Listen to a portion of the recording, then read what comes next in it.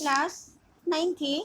कल हमने आपको चैप्टर 3 स्वर बना सकते हैं रामधारी सिंह दिनकर द्वारा रचित पढ़ाया था। आज हम उसके पद्यांशों के आधार पर कुछ क्वेश्चन देंगे।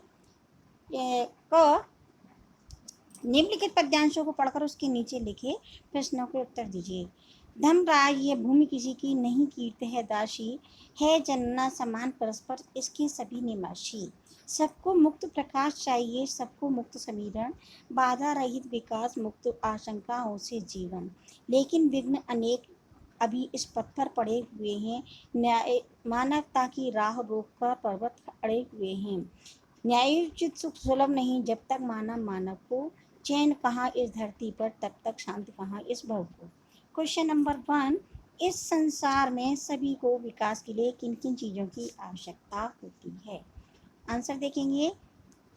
कवि ने दिनकर जी के अनुसार इस संसार में सभी को अपने विकास के लिए प्रकाश, हवा, बाधाओं से रहित विकास तथा आशंकाओं से मुक्त जीवन की आवश्यकता होती है। सेकंड क्वेश्चन, कवि ने भूमि के लिए किस शब्द का प्रयोग किया है और क्यों। आंसर देखेंगे। कवि ने भूमि के लिए की दासी शब्द का प्रयोग किया है क्योंकि उनके अनुसार भूमि किसी की कीर्त ब्रैकेट में जो दे रखा है खरीदी हुई दासी नहीं है, इस पर सबका समान रूप से अधिकार है। क्वेश्चन नंबर 3, इस धरती पर क्रांति लाने के लिए क्या आवश्यक है। आंसर देखेंगे।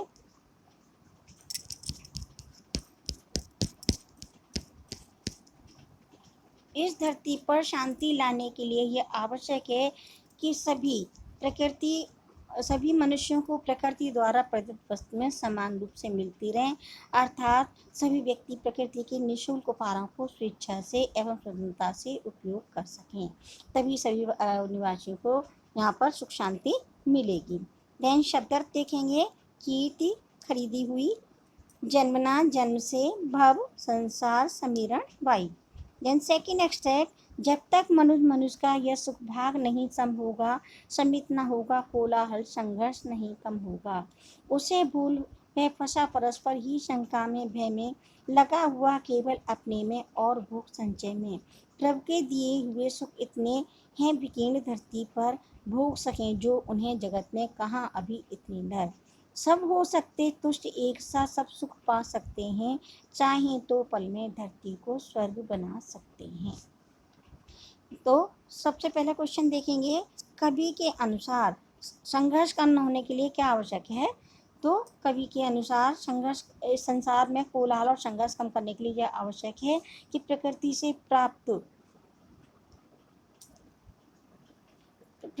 प्राप्त जो हमको चीज़ें हैं उपहार में मिली हुई हैं, वो उनको सब लोग हम समान रूप से बांटकर उसका उपयोग करें, तभी सबको न्यायोचित सुख सुलभ होगा। जब तक मनुष्य का सभी समान रूप से समान भाग नहीं उसको मिलेगा, तब तक संघर्ष कम नहीं होगा। सेकंड क्वेश्चन, आज का मानव किस बात को भुला बैठा है और किस में लगा हुआ है। आंसर देखेंगे। आज का मानव यह भूल गया है कि संसार में संघर्ष एवं कोलाहल का कारण है मनुष्य में भेदभाव तथा अपने सभी का सुख भाग का समान नहीं होना है। मानव इस बात को भूलकर अपनी शंका एवं भय के निवारण में जीवन यापन कर रहा है। वह केवल अपने लिए ही जीता है, उसे दूसरों के लिए सुख तथा सुविधाओं की कोई चिंता नहीं है। ईश्वर ने उसको सब कुछ दिया है, लेकिन फिर भी उसे दूसरे सुख सुविधाओं की चिंता नहीं है, वो केवल अपनी स्वार्थपरता में लगा रहता है। क्वेश्चन नंबर 3, चाहे तो पल में